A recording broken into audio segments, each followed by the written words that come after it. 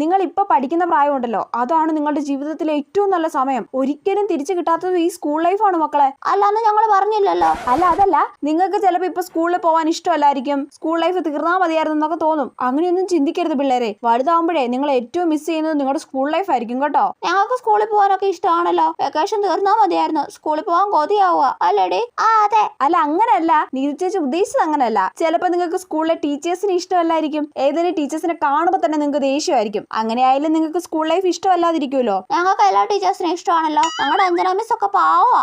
ഞങ്ങളുടെ ശ്രുതി മിസ് പാവാ. ആണല്ലേ?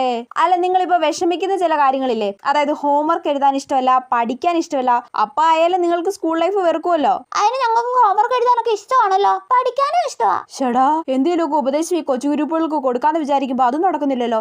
നിങ്ങൾക്ക് പരീക്ഷ ഇഷ്ടമല്ലല്ലോ, അപ്പൊ നിങ്ങൾ സ്കൂൾ ലൈഫ് വെറുക്കുന്നില്ലേ? ഞങ്ങൾക്ക് പരീക്ഷയൊക്കെ ഇഷ്ടമാ. എന്റെ ഉപദേശം ഒന്നും കേൾക്കുന്നില്ലല്ലോ.